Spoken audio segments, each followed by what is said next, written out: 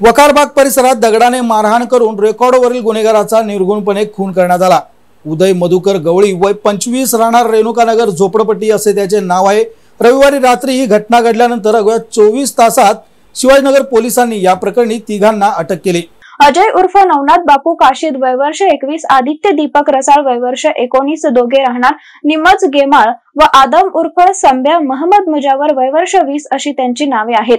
तिघांनी पूर्व वैमनस्य व गवळी यांनी आजीला केलेल्या मारहाणीचा जाब विचारल्याने ढकलून दिल्याच्या रागातून गवळी याचा खून केल्याची कबुली दिली असल्याची माहिती पोलीस निरीक्षक महादेव वाघमोडे यांनी दिली। या घटनेची माहिती अशी, येथील वखारबाग परिसरात रिकाम्या जागेत झाडाझुडपात सोमवारी सकाळी रक्तांच्या थारोळ्यात पडलेला तरुणाचा मृतदेह पोलिसांना मिळून आला। हातावरील गोंधन तसेच नातेवाईकांनी ओळखल्याने रेणुकानगर झोपडपट्टी येथील उदय गवळी यांचा असल्याचे उघडकीस आले। दगडाने मारहाण करून तसेच कोणत्या तरी हत्याराने वार केल्याने उदय याचा जागीच मृत्यू झाल्याचे तपासात आढळून आले। त्या अनुषंगाने पोलिसांनी गतीने तपास करत संशयितांचा शोध सुरू केला।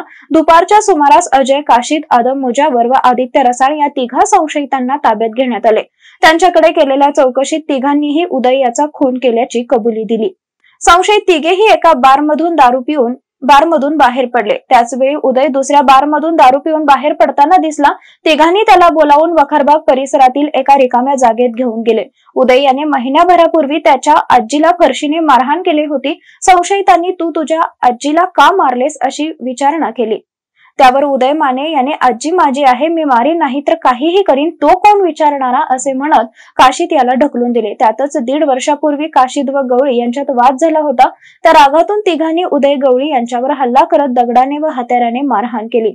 डोक्याच्या पाठीमागील बाजूस वर्मी घाव बसल्याने उदय जागीच कोसळला। त्यानंतर तिघांनी त्याला मारहाण केल्याने उदय याचे डोके जमिनीत रुतले होते। हल्ल्यानंतर तिघेही घटनास्थळावरून फरार झाले। चौघेही मित्र असून त्यांच्यावर विविध पोलीस ठाण्यात गुन्हे दाखल आहेत। आदम मुजावर याच्यावर चोरीचा तर आदित्य व अजय याच्यावर मारहाणीचे गुन्हे दाखल आहेत। मृत उदय याच्यावरही मारहाणीसह 4 गुन्हे दाखल आहेत।